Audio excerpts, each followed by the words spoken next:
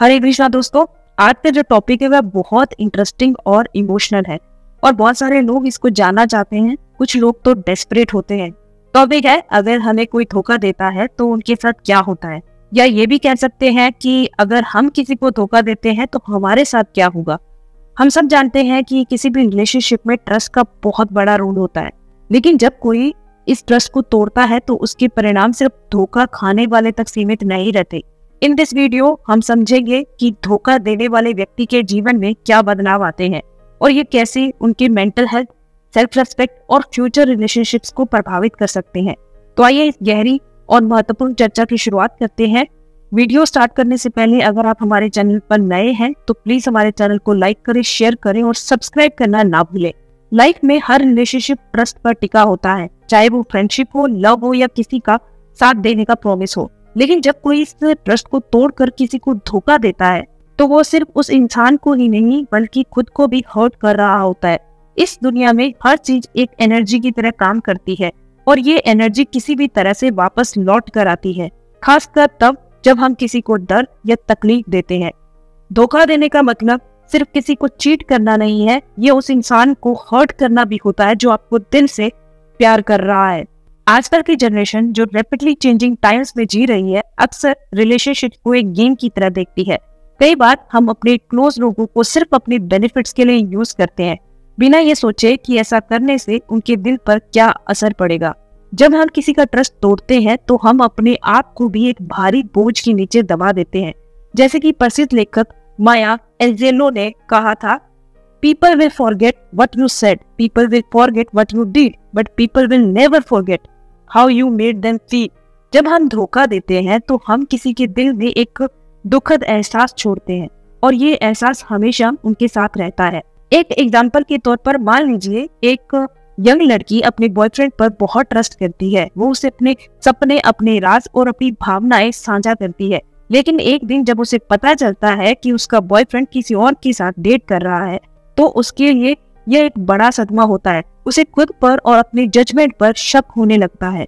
उस धोखे का असर उसके मेंटल हेल्थ, सेल्फ रेस्पेक्ट और फ्यूचर के रिलेशनशिप्स पर पड़ता है। वह एंजाइटी और डिप्रेशन का सामना करती है और यह सब उस एक धोखे के कारण होता है।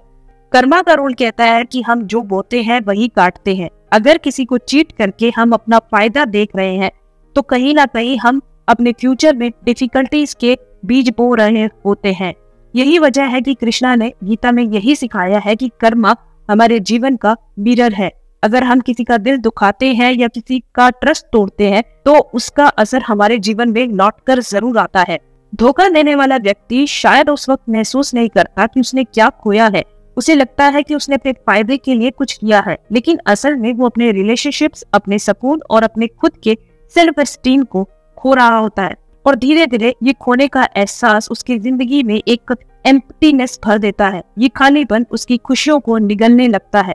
आज की जनरेशन रिलेशनशिप्स को अलग नजरिए से देखती है। एक तरफ टेक्नोलॉजी ने हमें आसानी से एक दूसरे से जोड़ दिया है, वहीं दूसरी तरफ हमने रिलेशनशिप्स की गहराई और मजबूती को भी खो दिया है। कई युवा इस सोच में जीते हैं कि अगर एक रिलेशनशिप मुश्किल हो जाता है तो उसे छोड़ देना आसान है, लेकिन क्या वे समझते हैं कि इस तरह से वे अपनी भावनाओं को भी नुकसान पहुंचा रहे हैं। युवाओं में एक समस्या ये भी है कि वे प्यार और दोस्ती को एक सामान्य बात मानते हैं। उन्हें लगता है कि हर कोई सच्चा प्यार और दोस्ती का एहसास नहीं करता। जब वे धोखा देते हैं तो उन्हें ये नहीं पता होता कि उनके द्वारा किया गया हर काम उनके भविष्य में लौट कर आएगा। When you cheat someone, you are only cheating yourself। ये कहावत इस सच को बयां करती है कि धोखे से सिर्फ सामने वाला ही नहीं बल्कि धोखे देने वाला भी मेंटली और इमोशनल परेशानी का सामना करता है। कई बार एक धोखा देने वाला व्यक्ति खुद को ही समझाने की कोशिश करता है कि ये सब नॉर्मल है, लेकिन दिल की गहराई में उसे पता होता है कि उसने क्या किया है। इस आत्म संघर्ष के कारण वो अंदर से खोखले होते जाते हैं और जब सच्चे रिलेशनशिप्स की तलाश होती है तब वे खालीपन उन्हें और भी परेशान करता है। धोखा देने से सिर्फ सामने वाला ही नहीं बल्कि धोखा देने वाला भी प्रभावित होता है। जब हम किसी का ट्रस्ट तोड़ते हैं तो धीरे धीरे हमें खुद से भी नफरत होने लगती है। हम खुद से नजरें चुराने लगते हैं और हमारी अपनी खुशियां खोखली सी लगने लगती है।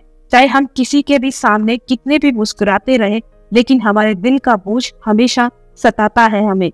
जब हम खुद के प्रति डिसऑनेस्ट होते हैं तब हम अपनी आत्मा को चोट पहुंचाते हैं।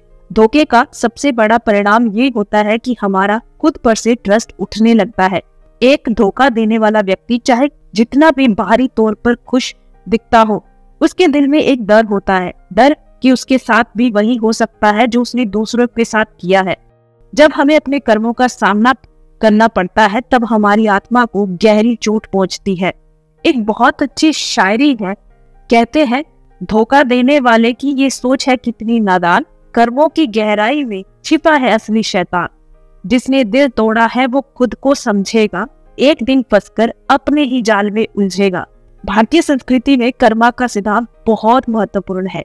हर एक्शन का एक फल होता है और ये फल सिर्फ इस जीवन में ही नहीं बल्कि भविष्य के जन्मों में भी भोगा जाता है।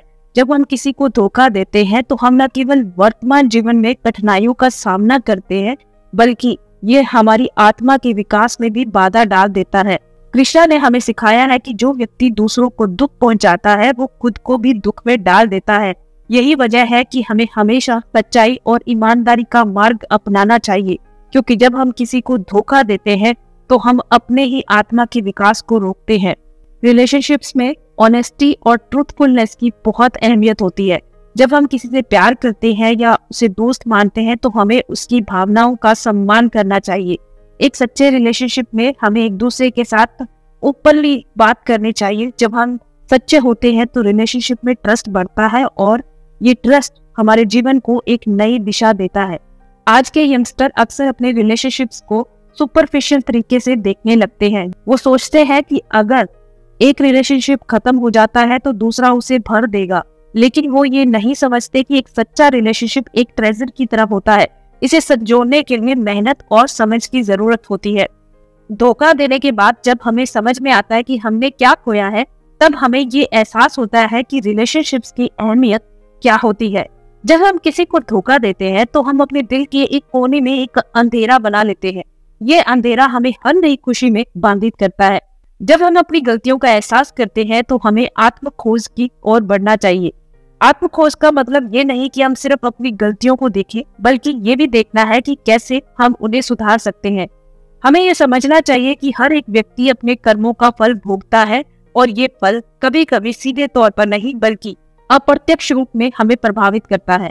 Self reflection is the beginning of self improvement. जब हम अपने कर्मों का सामना करते हैं तो हमें अपने आप को सुधारने का अवसर मिलता है। हमें अपनी गलतियों को समझकर उन्हें सुधारने की कोशिश करनी चाहिए। इससे हम न केवल अपने रिलेशनशिप्स को बेहतर बना सकते हैं बल्कि अपने सेल्फ एस्टीम को भी पुनः स्थापित कर सकते हैं। प्यार और माफी का महत्व भी हमारे जीवन में बहुत बड़ा है। जब हम किसी को धोखा देते हैं तो हमें खुद को माफ करने का प्रयास करना चाहिए। ये आसान नहीं होता लेकिन ये बहुत जरूरी है।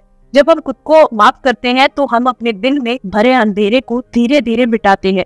कृष्णा ने हमें सिखाया है कि सच्चे प्यार में माफी भी शामिल होती है। जब हम दूसरों को धोखा देते हैं तो हम उनके दिल को तोड़ते हैं, लेकिन हमें अपने दिल को भी ठीक करने का समय देना चाहिए।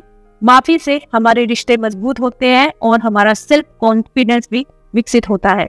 जब कोई धोखा देता है तो वो उस व्यक्ति को सिर्फ इमोशनल पेन नहीं देता बल्कि उसे साइकोलॉजिकल इफेक्ट्स भी होते हैं। धोखा खाने वाला व्यक्ति अक्सर खुद को ही दोषी मानने लगता है। उसे लगता है कि शायद वह ही इस सिचुएशन के लिए जिम्मेदार है। यह सोच उसे डिप्रेशन और एंजाइटी की ओर ले जाती है। धोखा देने वाले व्यक्ति को भी इसके नेगेटिव परिणामों का सामना करना पड़ता है। वे धीरे धीरे अकेलेपन का सामना करते हैं और उनके अंदर गिल्ट की भावना पैदा होती है। एक समय के बाद जब उन्हें समझ में आता है कि उनके कर्मों का क्या परिणाम हुआ तो वे रिग्रेट महसूस करते हैं। ये रिग्रेट उनके जीवन में एक साया बन जाता है जो उन्हें हर रिश्ते में सताता है। अंत में हमें यह समझना चाहिए कि धोखा देना और धोखा खाना दोनों ही हमारे जीवन को प्रभावित करते हैं। जब हम किसी को धोखा देते हैं तो हम न केवल उसके दिल को दुख पहुंचाते हैं बल्कि अपने जीवन के सुखों को भी खत्म कर देते हैं। इसलिए हमें हमेशा ऑनेस्टी, लव और रिस्पेक्ट के साथ रिश्ते निभाने चाहिए। जब हम दूसरों के साथ ईमानदारी से पेश आते हैं तो हम अपने आत्मा को भी गहराई के रास्ते पर ले जाते हैं। इसलिए इस सोच को हमेशा अपने मन में रखें कि every action has the consequences. हमारे कर्म हमें न केवल इस जीवन में बल्कि अगले जन्मों में भी प्रभावित करते हैं। प्यार, रिश्ते और विश्वास का सम्मान करें। अपने आप को, दूसरों को धोखे से बचाएं, क्योंकि जो किसी को धोखा देता है अंत में वो खुद को ही धोखा दे रहा होता है।